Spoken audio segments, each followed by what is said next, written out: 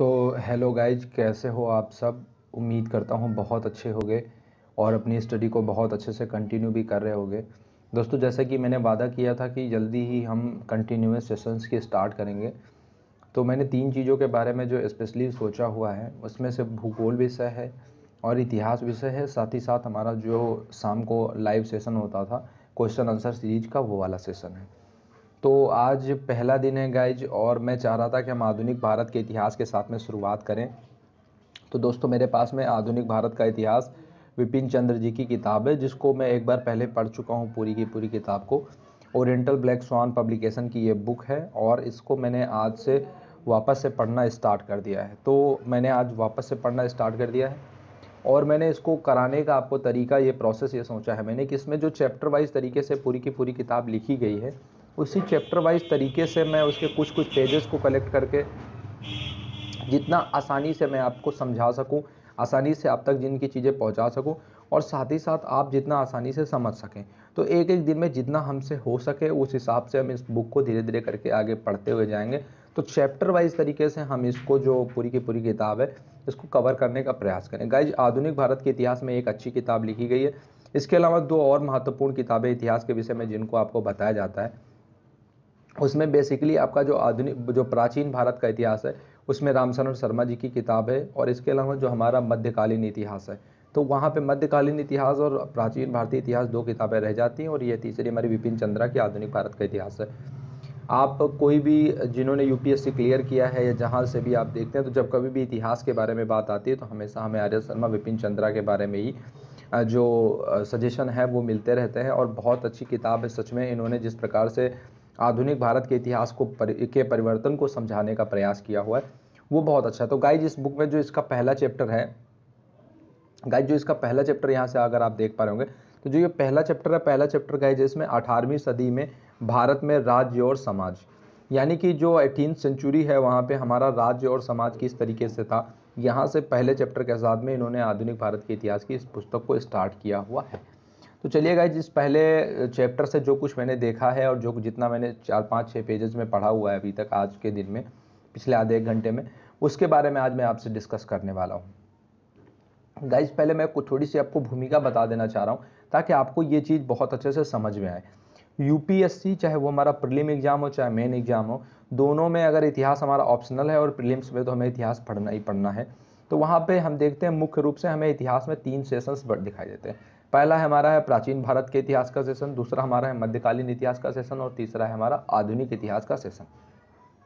दोस्तों, आधुनिक भारत के मध्यकालीन और प्राचीन इतिहास को हम ईयर वाइज बांट सकते हैं। हम कह सकते हैं कि इसी ईयर से इसी ईयर तक प्राचीन भारत का इतिहास, इस ईयर से इस ईयर तक मध्यकालीन इतिहास, इसी ईयर से इस ईयर तक आधुनिक भारत का इतिहास। दोस्तों, ये बंटवारा सिर्फ और सिर्फ परीक्षा के लिहाज से हो सकता है कि एग्जाम्स के हिसाब से हम कौन कौन से ईयर के हिसाब से हम इन तीनों कालखंडों को बांट सकते हैं। लेकिन अगर आप वास्तविक स्थिति की बात करेंगे तो हम इतिहास को इस तरीके से नहीं बांट सकते हैं। उसके पीछे वजह यह है कि कोई भी परिवर्तन एक दिन में नहीं आता है। परिवर्तन धीरे धीरे क्रमिक परिवर्तन के परिणाम होते हैं। और दूसरी चीज ये है कि हर काल के बीच में हमें एक संक्रमण काल दिखाई देता है, यानी कि धीरे धीरे जब एक, जिसको हम ट्रांसफॉर्मेशन ईरा कहते हैं, तो वो जो ट्रांसफॉर्मेशन ईरा है वो भी अपने आप में 100 से 200 सालों के बीच का हो सकता है।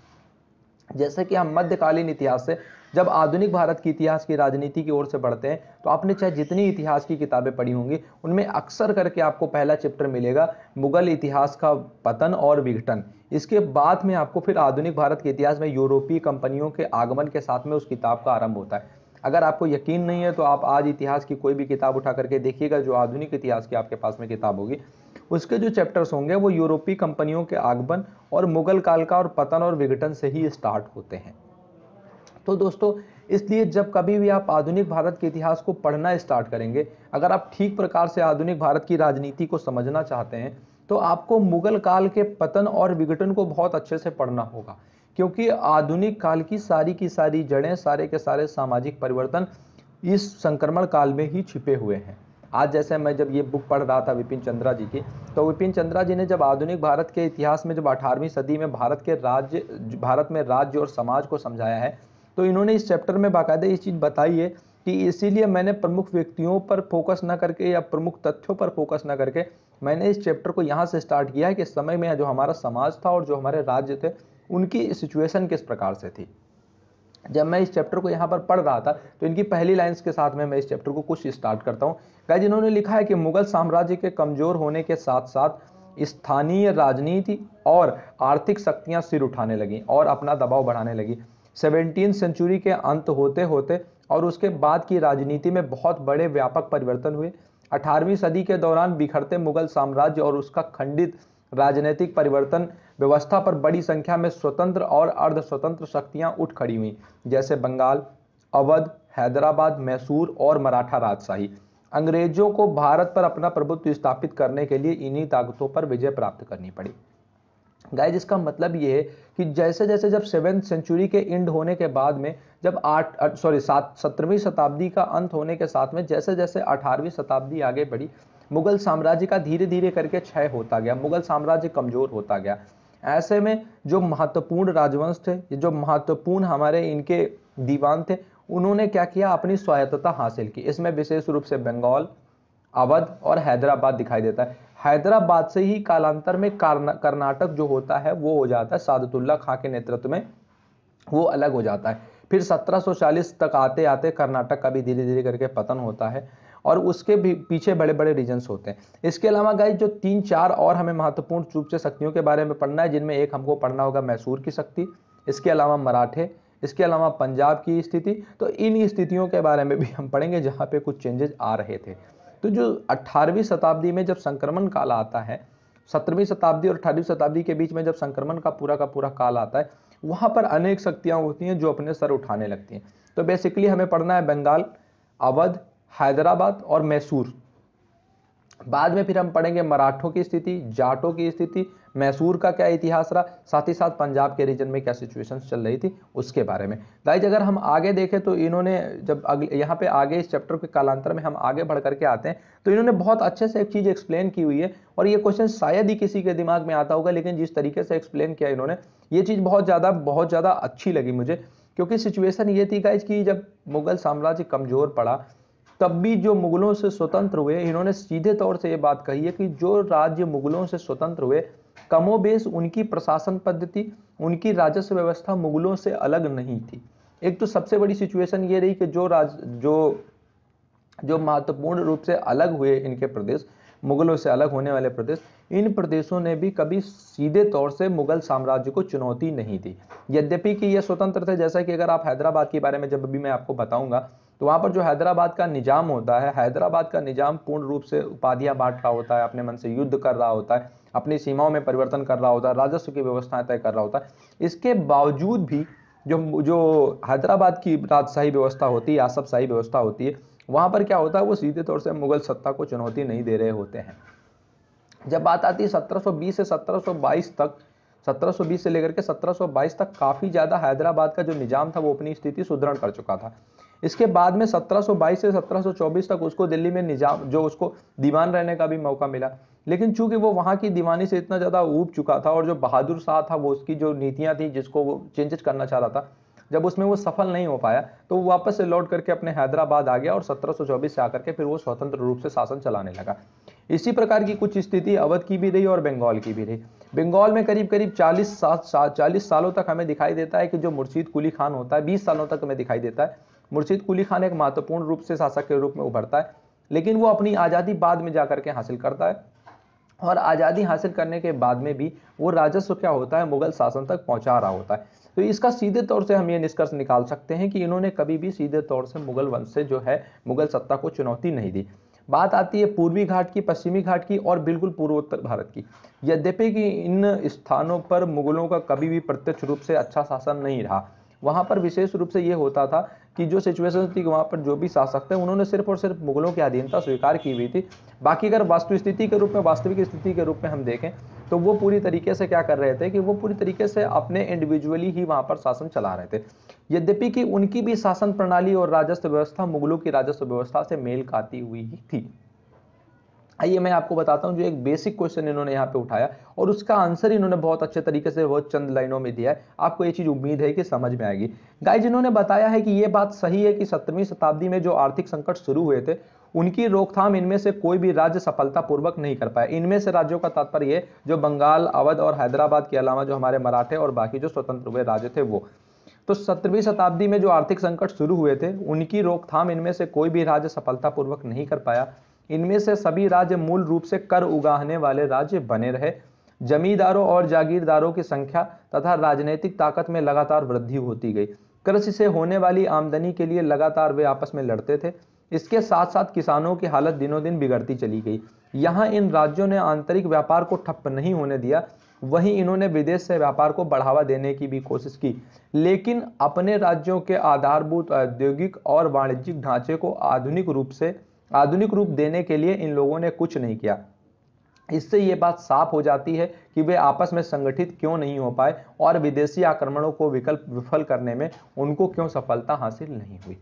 तो गाइस, जो विदेशी आक्रमणों का सामना करने में ये स्वतंत्र राज्य सफल क्यों नहीं हो पाए और आपस में संगठित क्यों नहीं हो पाए, उसके पीछे सबसे बड़ी प्रॉब्लम ये थी कि ये आजाद होने के बाद में भी ये जो इन्होंने एक शब्द उसूल किया, जो यूज किया हुआ है कि ये कर वसूल करने वाले राज्य ही बने रहे। तो बेसिकली इनका जो था कि इन्होंने इंटरनल ट्रेड को कभी बंद नहीं किया, इंटरनल ट्रेड को चलाया। इन्होंने ये भी चाहा कि अंतरराष्ट्रीय व्यापार भी हमारे साथ में हो, हम दूसरे देशों के साथ में भी व्यापार करें, लेकिन अपने देश के भीतर औद्योगिक रूप से विकास का कोई भी प्रयास नहीं किया। सॉरी। और इनकी पॉलिसी हमेशा ये रही कि वो कर उगाहने वाले, यानी कि वो सीधे रेवेन्यू कलेक्ट करने वाले राज्यों के रूप में बने रहे, और ये सबसे बड़ा रीजन रहा कि वो कभी भी संगठित तौर से नहीं हो पाए। और जब उनको इनकी सत्ता को किसी ने चुनौती दी तो ये मजबूती और दृढ़ता के साथ में उसका सामना नहीं कर पाए। गाइज, अब बात आती है हैदराबाद और कर्नाटक की स्थिति के बारे में। तो इन्होंने कहा कि हैदराबाद, जो निजामुल मुल्क जो आसफ जाह था जिसने 1724 में हैदराबाद राज्य की स्थापना की, तो हैदराबाद जो स्वतंत्र हुआ वो किसके नेतृत्व में स्वतंत्र हुआ? आसफ जाह निजामुल मुल्क के नेतृत्व में स्वतंत्र हुआ। और ये स्वतंत्र कब हुआ? ये स्वतंत्र हुआ 1724 में, जिसके बारे में मैं भी आपको पहले थोड़ा सा बता चुका हूं। गाइज, औरंगजेब के बाद में नवाबों में उसका महत्वपूर्ण स्थान था और सैयद बंधुओं को गद्दी में हटाने के लिए, सैयद बंधुओं के बारे में मैंने आपको पढ़ाया हुआ है। सैयद बंधु जो मुगल ब्रिटिश सत्ता, जो मुगल सत्ता होती है, वहां पर बहुत ज्यादा क्या कर रहे होते हैं? इंटरफेयर कर रहे होते हैं। जब मैं आपको मध्यकाल के बारे में पढ़ाऊंगा, मध्यकालीन इतिहास पढ़ाऊंगा, तो मध्यकालीन इतिहास में वहां पर सैयद बंधुओं की बात आएगी। लेटर मुगल जो एम्परर है, यानी कि जो उत्तरकालीन मुगल सम्राट है, वहां पर सैयद बंधुओं की बात आती है। तो मैं वहां पे आपको इसके बारे में बताऊंगा। गाइज, औरंगजेब को जब औरंगजेब नहीं रहा, उसके बाद के जब जितने भी जो नवाब रहे उनमें इसका बहुत ज्यादा इंपॉर्टेंट प्लेस था मुगल राजनीति में, इसका निजामुल मुल्क आसफ जाह का। और सैयद बंधुओं को गद्दी से हटाने में इसकी बहुत ज्यादा इंपॉर्टेंट भूमिका भी रही थी। इसको जो है दक्कन के वासराय का खिताब भी मिला हुआ था। 1720 से लेकर के 1722 के बीच में दक्कन में इसने अपनी स्थिति को सुदृढ़ किया और 1722 से लेकर के 1724 तक साम्राज्य का यह वजीर रहा। लेकिन जल्दी वजीर के काम से तंग आ गया, क्योंकि बादशाह जो मोहम्मद शाह था ये प्रशासन में सुधार लाने की उसकी सभी कोशिशों को नाकाम कर रहा था। इसीलिए उसने दक्कन वापस जाने का फैसला किया, जहां पर वो सही सलामत अपना आधिपत्य बनाकर रख सकता था। यहां उसने हैदराबाद राज्य की नींव डाली, जिस पर उसने कठोरता पूर्वक शासन किया, मगर केंद्रीय सरकार से अपनी स्वतंत्रता की खुलेआम घोषणा कभी भी नहीं की, जो बात मैं आपको पहले बता चुका हूं। मगर उसने व्यवहार में स्वतंत्र शासक के रूप में ही काम किया। उसने दिल्ली की केंद्रीय सरकार से बिना पूछे लड़ाइयां लड़ी, सुलहनामे किए, खिताब बांटे, जागीरें तथा ओहदे दिए। उसने हिंदुओं के प्रति सहनशीलता की नीति अपनाई। उदाहरण के लिए एक हिंदू पूरनचंद उसका दीवान था। उसने दक्कन के मुगलों के नमूनों पर जागीरदारी प्रथा चलाकर सुव्यवस्थित प्रशासन स्थापित कर अपनी सत्ता को मजबूत बनाया। उसने बड़े बड़े उपद्रवी जमींदारों की सत्ता को स्वीकार करने के लिए मजबूर किया। 1748 में मरने के बाद में हैदराबाद भी उन्हीं विघटनकारी शक्तियों का शिकार हो गया जो दिल्ली में सक्रिय थी। तो गाइस, ये पूरा का पूरा हैदराबाद का इतिहास रहा, जो वहां का निजाम था। उस निजाम ने क्या किया? अपनी स्वतंत्र सत्ता स्थापित की, लेकिन प्रशासन की पद्धति और राजस्व व्यवस्था मुगलों जैसी रखी। और जब 1740 में उसकी मृत्यु हुई तो जो दिल्ली में विघटनकारी शक्तियां काम कर रही थी, उन्हीं विघटनकारी शक्तियों ने हैदराबाद को भी खत्म कर दिया। कमोबेश यही स्थिति कर्नाटक की भी रही। कर्नाटक गाइस दक्कन के अंतर्गत ही आता था, लेकिन सादतुल्ला खान ने अंततोगत्वा क्या किया? कर्नाटक को एक स्वतंत्र राज्य के रूप में स्थापित किया। फिर जब इनका जो भतीजा था दोस्त मोहम्मद, जब इन्होंने उसको गद्दी पर बिठाने का प्रयास किया, उसके बाद से स्थिति बिगड़ गई और 1740 तक आते आते कर्नाटक भी जो है पूरी तरीके से विघटित हो गया। आइए मैं आपको बताता हूँ। कर्नाटक दक्कन मुगल का एक सूबा था और जिस तरह हैदराबाद के निजाम के अधिकार के ये अंतर्गत आता था, मगर व्यवहार में निजाम दिल्ली सरकार से स्वतंत्र हो गया था। उसी प्रकार जो कर्नाटक का नायब सूबेदार था, जिसे कर्नाटक का नवाब कहा जाता था, अपने को दक्कन के नवाब के नियंत्रण से मुक्त कर ओहदे को वंशानुगत बना चुका था। अतः कर्नाटक के नवाब सादुतुल्ला खान ने अपने भतीजे जो उनके दोस्त अली थे, इनको निजाम की मंजूरी के बिना ही अपना उत्तराधिकारी क्या किया, बना दिया। आगे चलकर 1740 के बाद में कर्नाटक की स्थिति नवाबी के लिए बारंबार संघर्षों के कारण बिगड़ी और इससे यूरोपीय व्यापारिक कंपनियों को भारतीय राजनीति में प्रत्यक्ष रूप से हस्तक्षेप करने का मौका मिल गया। गाइस, जब थोड़ा हम इस बुक में भी और आगे आएंगे तो बेसिकली हमें दो चीजें जानने के लिए मिलेंगी। एक तो एक चीज हमें ये जानने को मिलेगी कि अंग्रेज जो ब्रिटिश कंपनी थी वो कैसे भारत में प्रशासन की मुखिया बन बैठी और भारतीय जो उनके जो सैनिक, उनकी चुनौतियां थी, उनसे कुचलने में कामयाब होते हुए भी नाकामयाब रहे। और दूसरी चीज हमको ये समझ में आएगी कि इन छोटे छोटे राज्यों के बंटवारा होने के बाद में भी देश के भीतर सांप्रदायिक स्थिति उत्पन्न क्यों नहीं हुई। तो दो क्वेश्चंस के आंसर हमें यहाँ से मिलेंगे जो हमारे लिए बहुत ज्यादा मोस्टली इंपॉर्टेंट है। गाइस, इसके बाद में बात आती है बंगाल की। बंगाल की जब बात आएगी तो केंद्रीय सत्ता की बढ़ोतरी और बढ़ती कमजोरी का फायदा उठा करके असाधारण योग्यता वाले दो व्यक्तियों, उसमें स्पेशली मुर्शीद कुली खान और अली वर्दी खान, इन्होंने बंगाल को वस्तुतः स्वतंत्र बना दिया।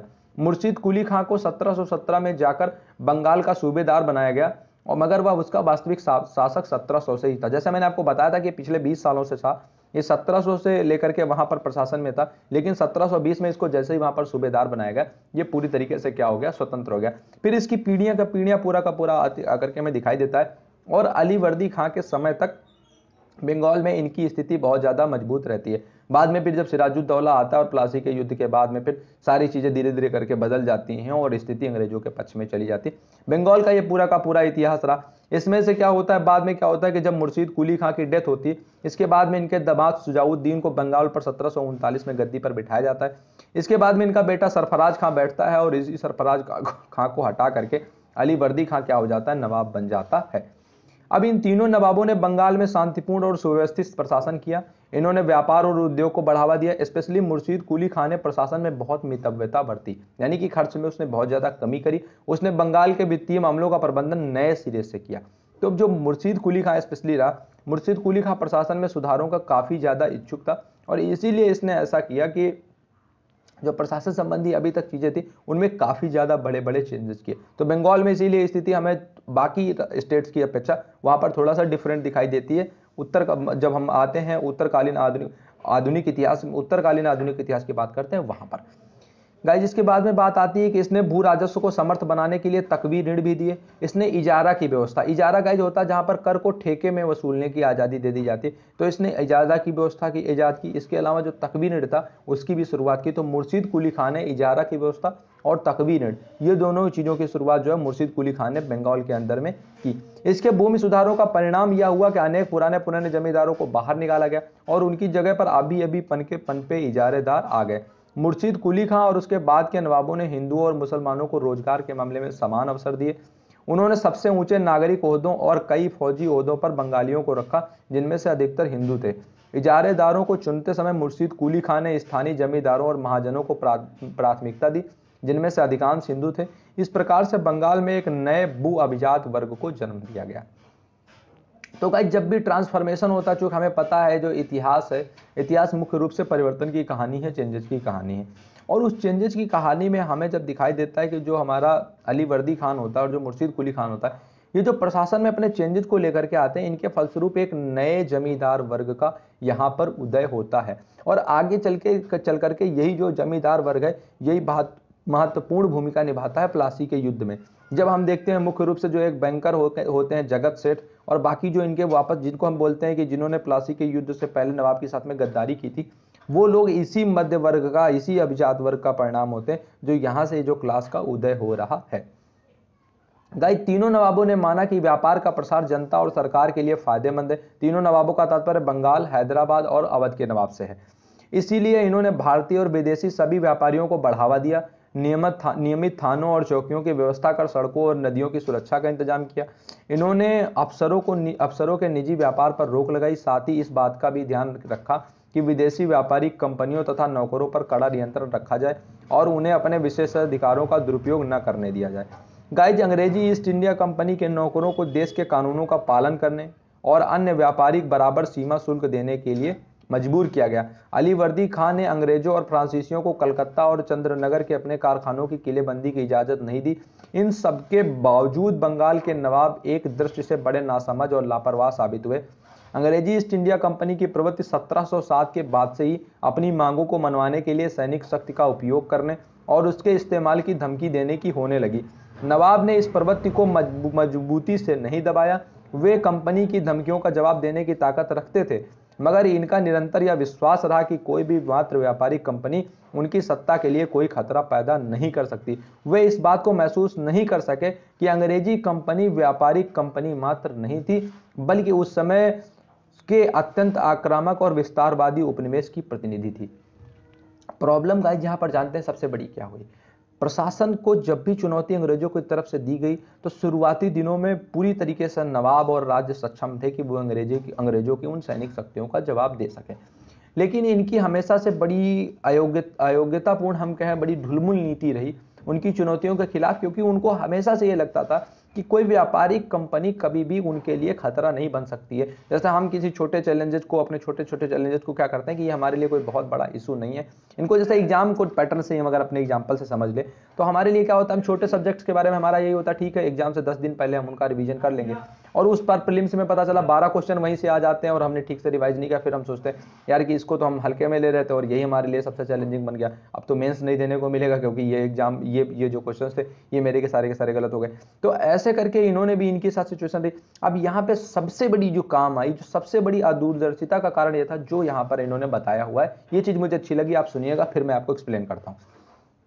इन्होंने गाइस बताया कि इस समय जो पूरी दुनिया के बारे में, शेष दुनिया के बारे में उनका अज्ञान और उनसे संपर्क का अभाव उनके लिए बड़ा महंगा पड़ा। नहीं तो अफ्रीका, दक्षिण पूर्वी एशिया, लैटिन अमेरिका में पश्चिमी व्यापारिक कंपनी के विध्वंसकारी कामों के संबंध में जानकारी अवश्य हो जाती। गाइस हमारा क्या था, पूरी दुनिया के साथ में हमारा कोई संबंध नहीं था, हमारा हर जगह से संबंध पूरी तरीके से टूटा हुआ था। अगर हमारा बृहद जानकारी होती और हमारे शासक इस चीज के बारे में अवगत होते कि लैटिन अमेरिकी देशों में और पूर्वी यूरोपीय देशों में और अफ्रीका में क्या कर रही है ये व्यापारिक कंपनी, तो ये इस दुश्मन से शुरू से ही सावधान हो जाते। लेकिन उनको उनके बारे में कोई जानकारी नहीं थी, इसलिए ये समझते थे कि ये मात्र व्यापारिक कंपनी है, जबकि वो क्या थी, वो पूरे के पूरे यूरोपीय उपनिवेशवाद, ब्रिटिश उपनिवेशवाद की प्रतिनिधि थी। तो वो उनका प्रतिनिधित्व तो कर रही थी, व्यापारिक चोला ओढ़ करके पीछे पूरी की पूरी सेना खड़ी हुई थी, लेकिन ये इस चीज को नहीं समझ पाए क्योंकि इनको दुनिया भर में उनके किए जा रहे कामों की जानकारी नहीं थी। तो ये दुनिया भर में किए जा रहे कामों की जानकारी न होना ये बहुत ज्यादा घातक साबित हुआ भारतीय स्वतंत्र राज्यों के लिए, और अंत में जो मुगल शासन था, जो मुगल हमारा बादशाह था, उसके लिए भी यही सिचुएशन हमारे लिए गाइस साबित हुई। उदाहरण के लिए मुर्शिद कुली खां, दूसरी चीज क्या थी कि इनको कोई डर नहीं था, इससे में ऐसे में इनकी जो सेनाएं थी वो बहुत छोटी छोटी हो गई थी। फॉर एग्जांपल के लिए मुर्शिद कुली खां की फौज में केवल 2000 घुड़सवार थे और 4000 पैदल सैनिक थे। अली वर्दी खां को मराठों के बारंबार हमलों से तंग होकर के अंततोगत्वा एक उड़ीसा का बड़ा हिस्सा उनको देना पड़ा था। जब 1756-57 में अंग्रेजी ईस्ट इंडिया कंपनी ने अली वर्दी खां के उत्तराधिकारी सिराजुद्दौला के खिलाफ लड़ाई का ऐलान किया, तब शक्तिशाली फौज के अभाव में विदेशी कंपनी की जीत में काफी ज्यादा योगदान दिया। तो गाइस ना तो इतनी ज्यादा कोई फौज थी, 20,000 पैदल सैनिक, 2000 घुड़सवार, इस प्रकार की सेनाएं थी। और उसके बाद में उसके अलावा जब जो मराठे लगातार बंगाल पर हमला कर रहे थे, इस कारण बंगाल को उड़ीसा का एक बड़ा हिस्सा क्या करना पड़ा था, मराठों को देना पड़ा था।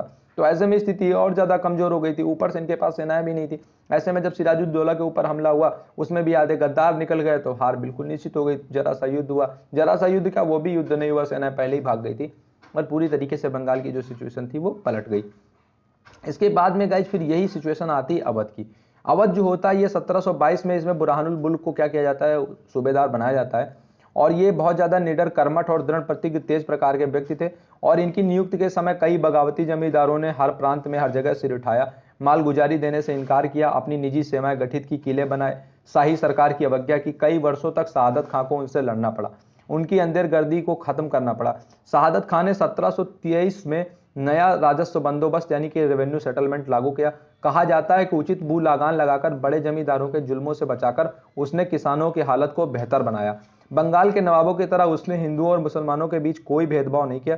उसके अनेक सेनापति और उच्चाधिकारी हिंदू थे। उसने हठीले जमींदारों, राजस्व सरदारों और सामंतों को उनके धर्म का कोई ख्याल किए बिना दबा दिया। उसने सैनिकों को अच्छे वेतन दिए, वे हथियारों से सुसज्जित और सुप्रशिक्षित थे उनका प्रशासन कार्य कुशल था। उसने भी जागीरदारी प्रथा को जारी रखा। 1739 में उसने अपने मरने से पहले स्वयं को वस्तुतः स्वतंत्र बना लिया। उसके प्रांत में अपनी प्रांत को वंशागत जायदाद बनाया। उसकी जगह उसके भतीजे सफदरजंग ने ले ली। इसके साथ ही 1748 में उसे साम्राज्य का वजीर भी बनाया गया। इसके अलावा उसे इलाहाबाद का प्रांत भी दिया गया। सफदरजंग ने 1754 में अपने मरने से पहले तक अवध और इलाहाबाद की जनता को किसी भी अशांति का सामना नहीं करने दिया। तो गाइस, जो भी स्वतंत्रताएं आई, कालांतर में हम देखते हैं कि सबने अच्छा प्रशासन करने का प्रयत्न किया और अच्छे तरीके से कार्य किया भी। यद्यपि अगर कुछ जो सैनिक दूरदर्शिताएं रहीं और जो और कुछ चेंजेज के थ्रू में जब वो गुजरे तो उन चीज़ों पर वो गौर नहीं कर पाए, और यही सबसे बड़ा रीजन बनता है कंपनी के हावी होने का।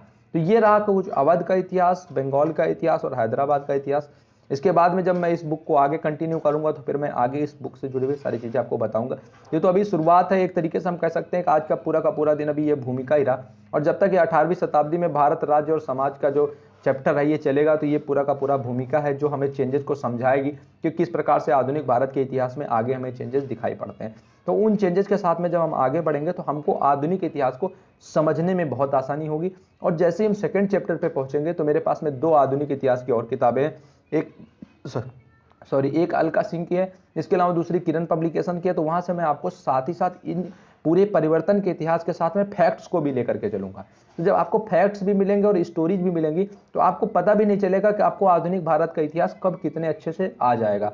आप पूरे परिवर्तन के इतिहास को 25 से 30 मिनट में पूरे आधुनिक भारत को किसी को भी समझाने में कामयाब हो पाएंगे जब आप पूरे के पूरे परिवर्तन के इतिहास को समझ लेंगे। क्योंकि जैसे आज 18वीं शताब्दी में हम चेंजेस को देख रहे हैं कि कैसे हैदराबाद में चेंज आया है, कैसे कर्नाटक में चेंज आया है, कैसे अवध में चेंज आया है, कैसे बंगाल में चेंज आया है, कैसे ये स्वतंत्र हुए।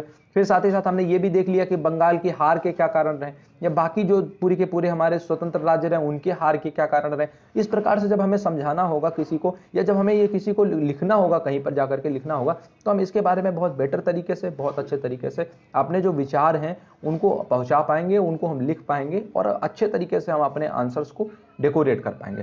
तो आज के सेशन से आप सभी लोग जुड़े, इसके लिए बहुत बहुत आभार और धन्यवाद। तो विपिन चंद्रा की इस किताब को हमें पूरा का पूरा कंप्लीट करना है। आपको आज का सेशन कैसा लगा मुझे फीडबैक दे करके जरूर बताइएगा, और अगर आप चाहते हैं कोई चेंजेस चाहते हैं कि मैं कुछ सुधार करूं तो आप उस बारे में भी बताइएगा। तो फिर जिस प्रकार से जो और चीज़ें अच्छी की जा सकती हैं उनको मैं करने का प्रयास करूंगा। Thank you so much.